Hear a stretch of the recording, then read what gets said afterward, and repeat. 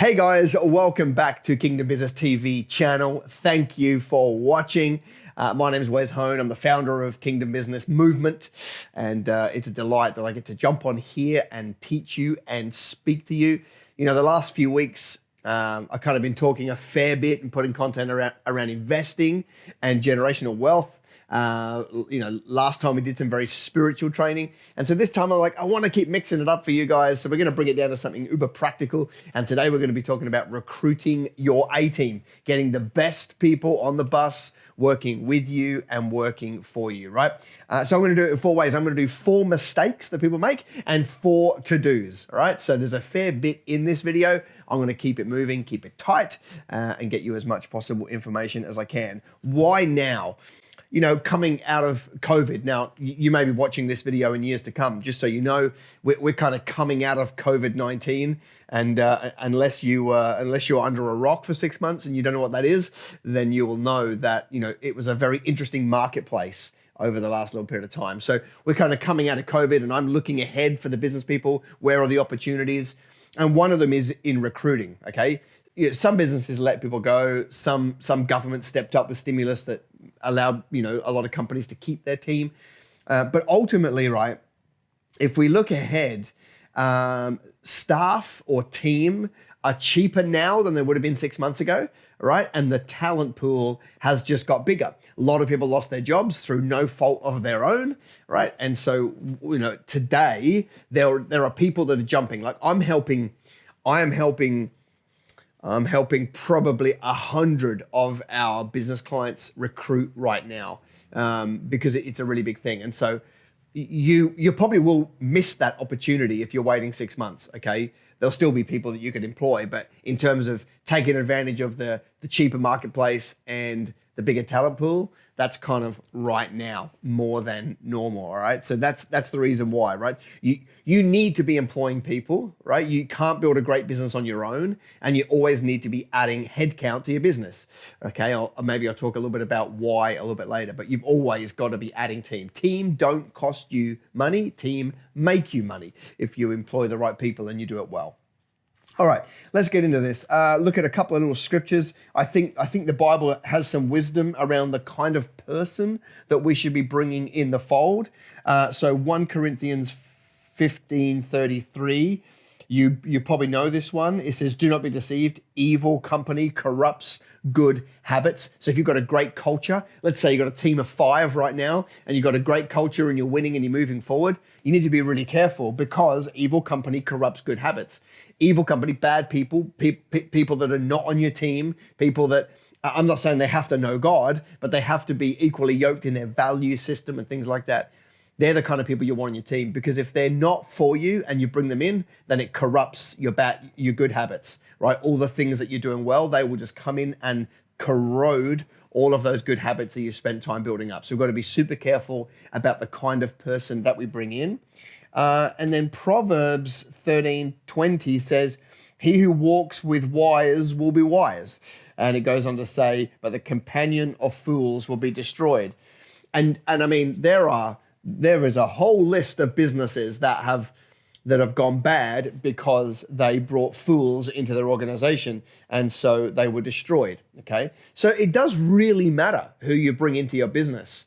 Their worldview and how they think and what they think, and a lot of those people who are corrupt that we need to be steering clear of, they obviously don't show that on their sleeve, right? And so we have to be discerning. We have to be aware of the wiles of the devil, and we have to make sure that we are putting them through enough of a process that we can see their true character, so that we don't end up putting people on that end up destroying our business or getting rid of our good habits. All right. Mistake number 1. People wait far too long to hire. Okay. One of the conversations you should always be asking yourself is who would I hire next? Who would I hire? Even if you just put somebody on, who would I hire next? Who would I hire next? Right? That's what a fast growth business does. Who would I hire next? Who would I hire next? Not I've hired someone, I'll let it sit for 6 months. No, who would I hire next? Doesn't mean you have to, but who would I hire, right? Always making sure, because then you're forced to move the needle on the business because you're adding you're adding overhead, but you're also adding capacity and productivity and reach and all those sort of things, right? So who am I hiring? So people wait too long, and they usually wait too long because of the maths, right? People think to themselves, I've got to hire somebody for 80 grand. Now, I don't know where you are in the world. That could be low or high, depending on whatever, but just picking a random figure. It's going to cost me $80,000 a year to hire this person. And so most people kind of go, well, I need to have 80 grand, or I need to have $40,000 buffer. It's like, that's not how it works in a fast growth environment, right? You basically just need to fund yourself until that individual person is cash flowed. Now, let me explain, right? So all the roles are different. You've got to look at, if I start paying somebody on day one, how many weeks is it, or how many days? How long is it until that person, the productivity from that person, the increased productivity from that person, until that money hits the bank, okay? That means, what's my dollars out, dollars in timeline? So just to put that in perspective, let's say I was employing a tradie, an electrician or something like that. Well, at the end of week one, the electrician's going to want wages, right? So that's going to cost me week one. But it could very well be that I can't invoice their work for 4 weeks, right? And that could be the longest or whatever. And I don't get paid for another 4 weeks, right? 30 days, end of month accounts. Well, that means I've got to be able to fund 6 weeks of this staff member. So, if they're $1,500 a week, then I need $9,000 funding over that period of time to be able to start that person. I mean, maybe there's a car and a vehicle and a phone as well. Add those on top. I guess I'm looking at what's the minimum amount I need to fund it until that person actually produces me enough money that now they're funding themselves, okay? So it might be 4 weeks, it might be 6 weeks, it might be 8. There are other industries, architects, that might take 6 months before you've trained them up or let them loose and they're doing their own billings. So all you've got to do is you've got to factor in how long until when I start paying them to when they bring in money from their own increased productivity. I've just got to bridge that gap. I don't need $80,000 to employ them, right? I might need 8, okay? Well, that makes life a lot easier to get in and get started, all right? When you work out that number, go and get that number from somewhere and start someone, okay? Stop waiting until you've got bigger buffers. Stop waiting for all kind of reasons. Jump early and employ. The other mistake people make is they have too much of a rigid ideal on how this process is going to go. I would say to you, you've got to be super flexible in this world that we live in today. So don't be thinking, I'm going to run an ad. I need a whatever woman, mum who can do school hours and she needs to be able to do 9 to 2 and it must look like this. Or I need a full-time I'm like, so for me, when I'm walking our clients through this, when we have a really rigid view, it's a pretty low chance at the end that we're going to find what we're looking for. My preferred way is I'll be a bit flexible on some of the aspects of the role if I get a winning candidate, right? So for example, I might say that I wanted somebody 30 hours a week to do a job, and I run my process and I've got somebody that can do 30 hours a week and tick that box, but I've got a real winning person that can only work 20 hours a week. Well, I'd be more inclined to be flexible enough to go with the person that can only do 20 hours a week, right? Who is an amazing person, who's sold out, who gets the vision. They actually may very well be able to do 30 hours worth of work in 20 hours. That's a true thing. But I would just rather be flexible on some aspects of the job rather than be so rigid that I have to say no to these great people.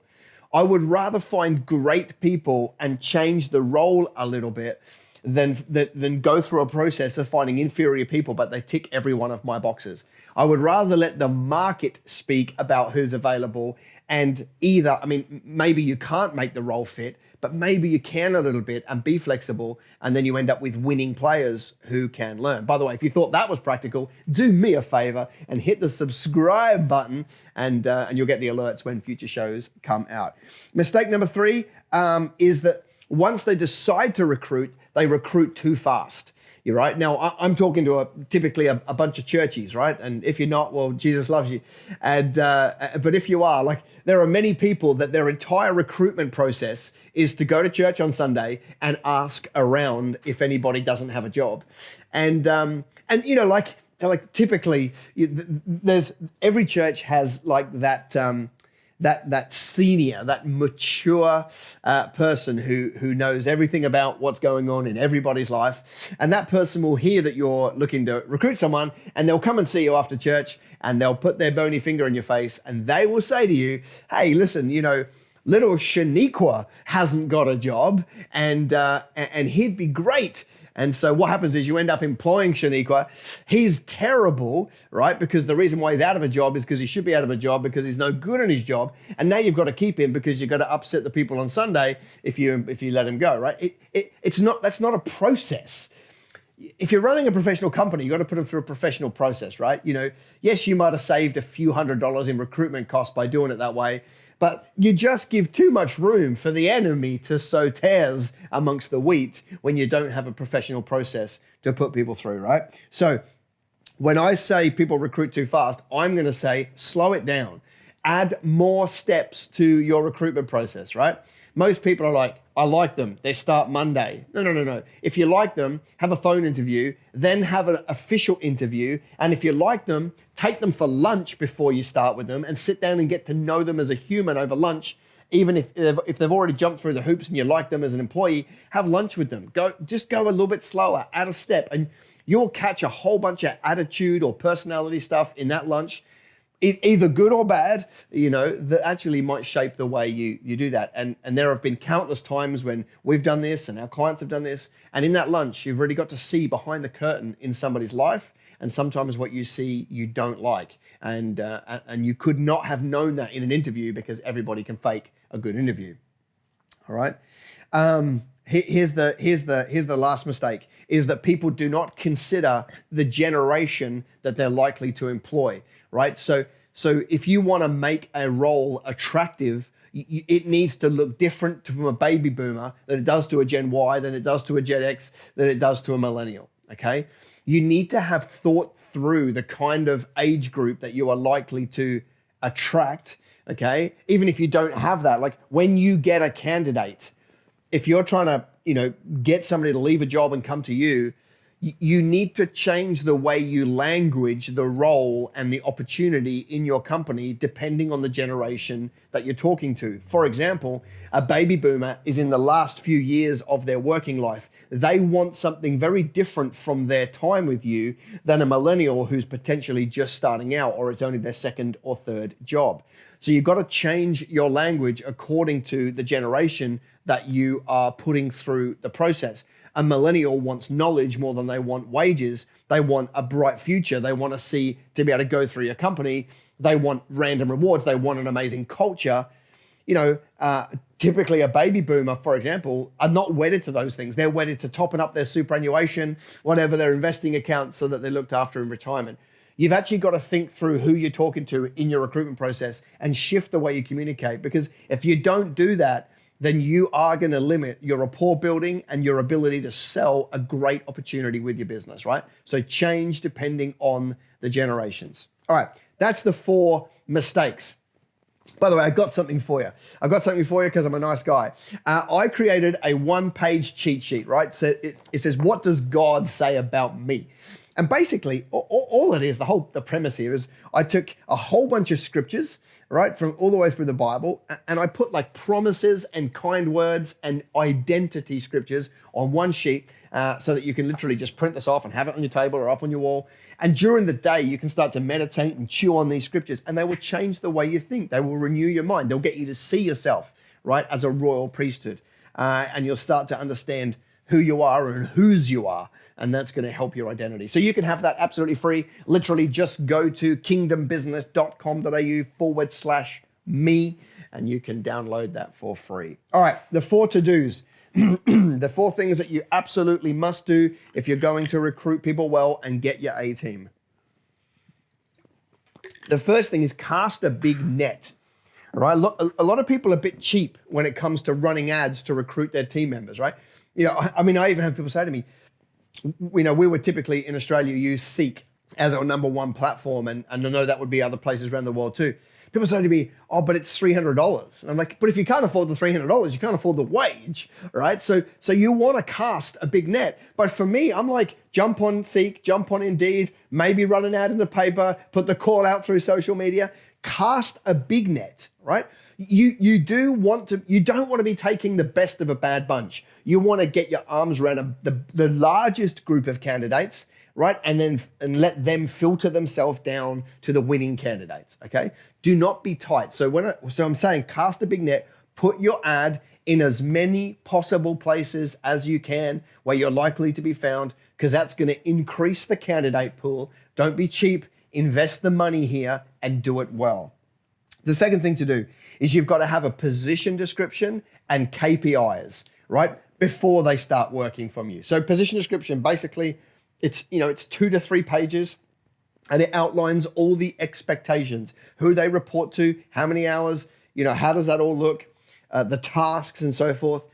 Basically, it's not just a document for the sake of compliance. It's a document that sets them up for success. It's like, hey, this is the role. This is the tracks to run on, okay? This is how you and I know that you are doing a good job, right? This paints a picture of the role. Take the time to document that, okay? Don't just copy one off. You can copy a template off the internet, but don't copy the details. Make it the role that you are looking to fill, explain it, flesh it out in detail. Because the more handles you can give an employee, the more chance they've got of actually living up to your expectations. So take the time to document. And then key performance indicators, okay?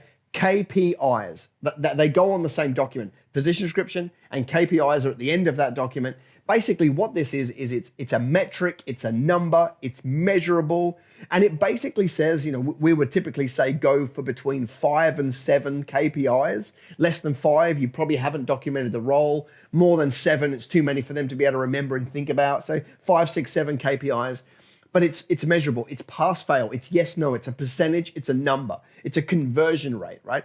And the reason why we do this is we're trying to remove all ambiguity so that your team members know that they're doing a good job and you know that they know that they're doing a good job. It also makes review time easy when you can sit down and say, you've got 5 KPIs here, you're really doing well on 4 of them, you're not doing well on the 5th one. What do we need to work on to get you up to speed on your 5th KPI, right?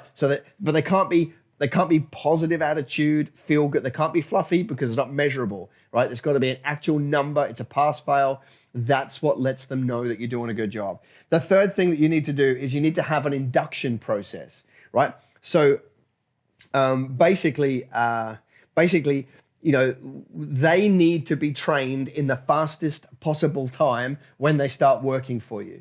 So the way that we run it is basically we have 3 sheets of paper, right? And it's basically what you need to learn at the end of day 1, what you need to learn at the end of week 1, what you need to learn at the end of month 1. And then in the first month of the working, you basically just list all of the tasks, put a little checkbox, and at the end of day 1, you both sign it, you photocopy it, give them a copy, put a copy in their employee file, and now you both know that they were trained on day 1. End of week 1, you fill in a sheet, sign it off, give them a copy. At the end of month 1, same thing. What that does is it takes what you could potentially do in 2 months and does it in 1 month, or 3 months and 1 month.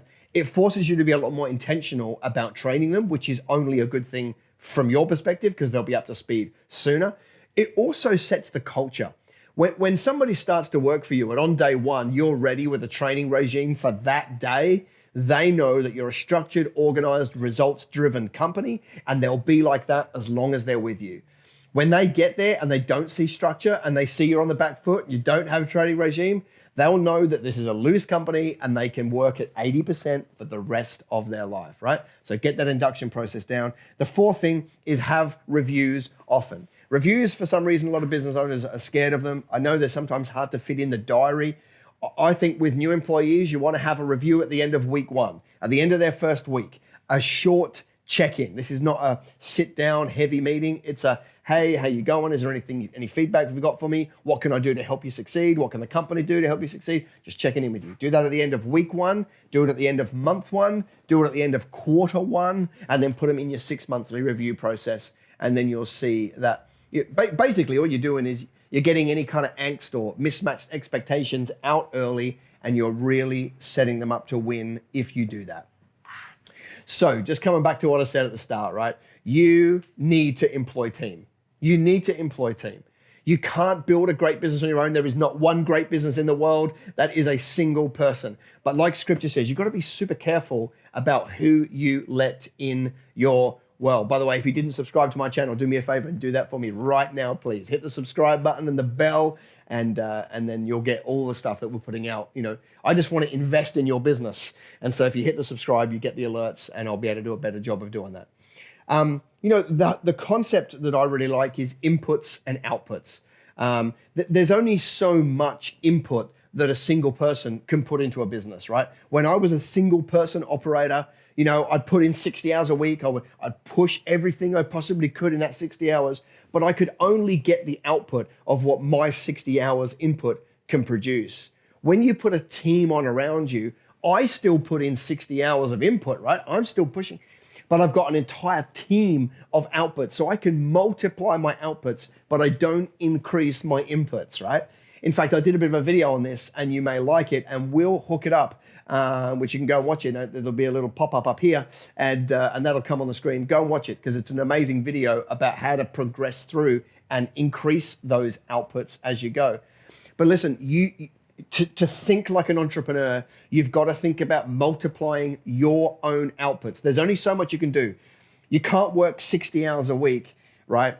And then double your outputs without working 120 hours a week, and that's not sustainable.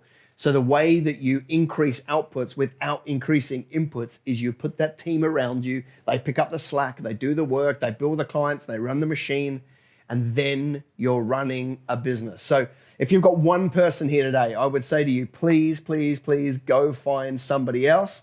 If you've got 2 or 3 people, go find somebody else. If you're sitting there with 10 team members, please make it a goal to get 20. Make it a goal to get 30. You've got, like, the bigger the business, the bigger the payoff, the bigger the influence. So, question of the day, are you recruiting right now?